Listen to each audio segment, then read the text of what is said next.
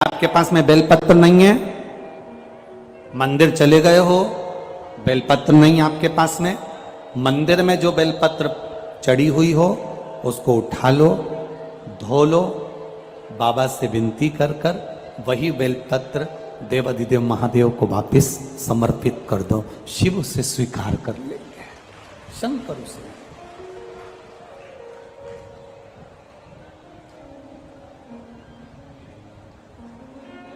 शिव उसे स्वीकार कर ले,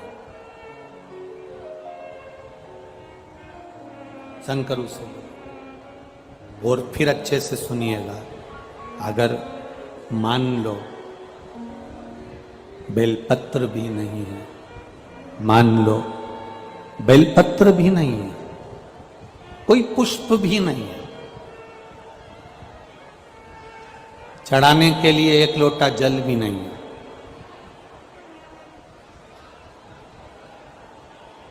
पूजन का कोई सामान तुम्हारे पास में नहीं है, तब एक काम करना, बाबा के मंदिर में जाकर थोड़ी सफाई करना, थोड़ा साफ कर देना मंदिर। बहुत सारे दिए लगे हों तो दिए को उठाकर एक साइड रख देना।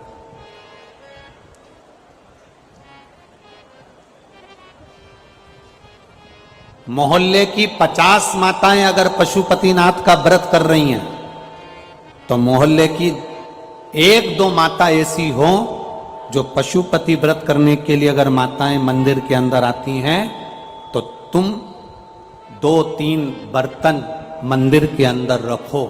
कोई प्रसाद रख कर गया है उसको उठाकर बर्तन में खाली करो और शाम के समय आरती के बाद सारा प्रसाद बच्चों को, बड़ों को, जिसको बांट सकते, जिसका व्रत ना हो पशुपतिनाथ। कोई अगर पशुपतिनाथ का व्रत कर कर गई है, प्रसाद मंदिर में रखकर चली गई है, दिए मंदिर में रखकर चली गई है, फिर निवेदन करूंगा। एक पत्र किसी बेटी ने लिखा है कि मैं बड़ी दुखी हूं, मुझे बहुत कष्ट है और मैं अपनी कष्ट की जिंदगी जी रही हूं। मैं उस बेटी से निवेदन करूंगा, बेटा किसी के सामने जाकर हाथ मत फैलाना।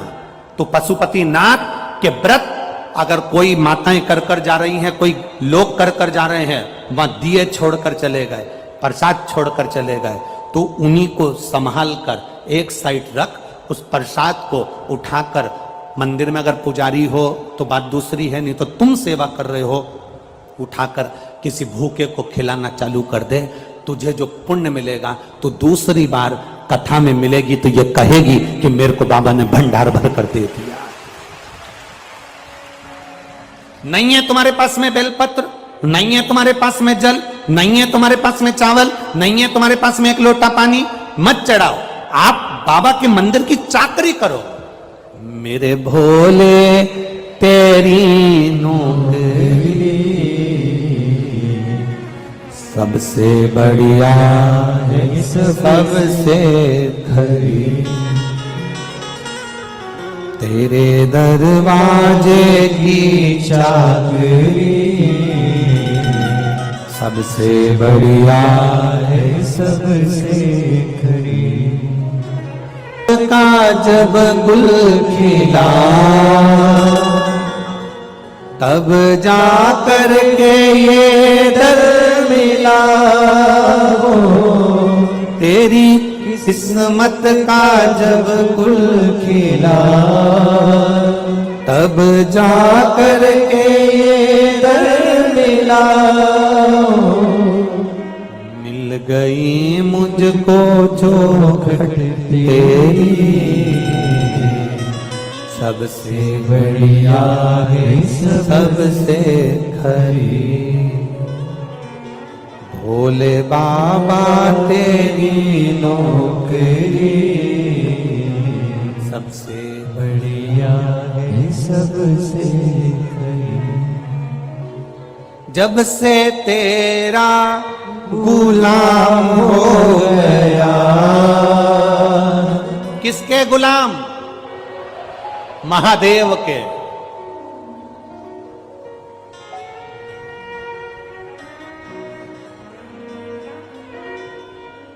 बहुत सारी कथाएं तो हम व्यासपीठ से कहना नहीं चाहते, नहीं तो कह देना। शिव महापुराण की जो कथा कहती है, भगवान देवादिदेव महादेव का जो कथा वर्णन करती है, शिव तत्व जो वर्णन करता है, हमारे यहाँ पर सप्ततिथियां, पंचदीप वर्णन किया जा रहा है। बहुत ध्यान देना महाराज। सावन के महीने में जो अधिक मास पड़ता है उसमें 7 जगह अर्थात 7 तिथियां ऐसी हैं जिस दिन 5 दीप का वर्णन किया गया है हमारे शास्त्रों में। अब बहुत सावधानी से सुनिएगा। पहली है पंचमी तिथि। अधिक मास सावन का जब मेल हो, अधिक मास सावन के महीने में अगर पड़े और पंचमी तिथि आप अगर शुरू की, मतलब आज भी पंचमी है, मान लो आज की पंचमी अगर आप नहीं कर पाए तो अगली जो पंचमी आ जाए अधिक मास के महीने में, आप वो भी कर सकते।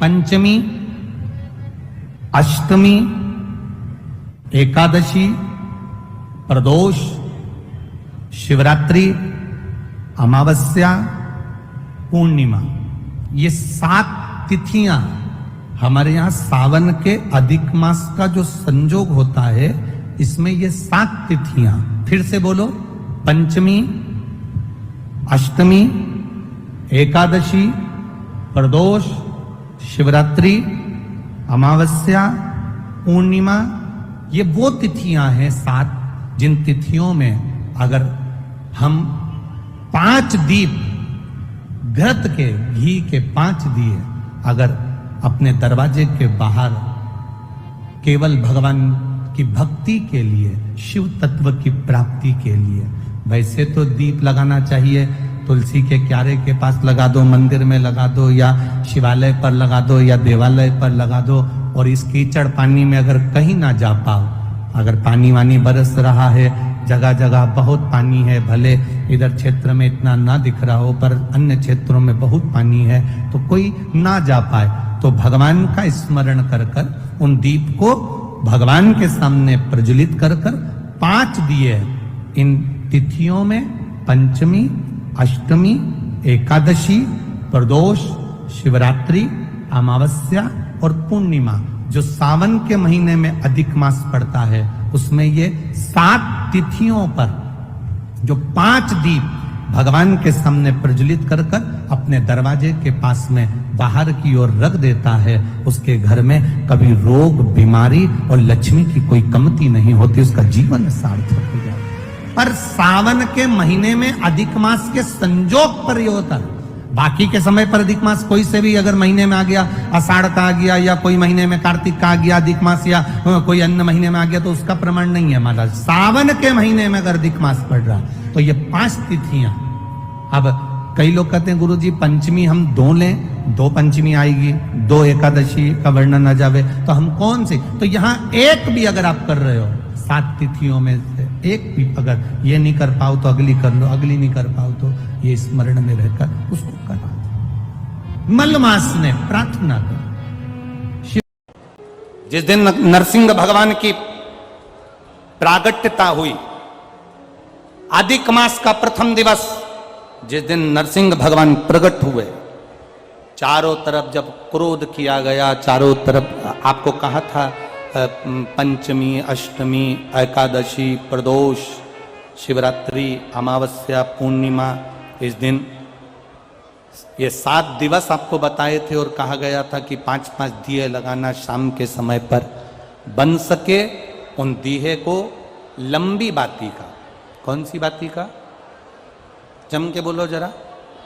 लंबी बाती का। आपको पहले भी कथा में कहा, लंबी बाती का जो दिया होता है, लंबी बाती का जो दीप होता है, वो दीप हमारे जीवन में वंश की भी वृद्धि करता है। इसलिए हमारे यहाँ पितरों का दिया, देवी जी का दिया, नवरात्रे का दीप, ये सब लंबी बाती के लगते हैं। तो लंबी बाती का जो दीप होता है वो हमारे यहाँ वंश की भी वृद्धि करता है, लक्ष्मी की भी वृद्धि करता है, सुख समृद्धि।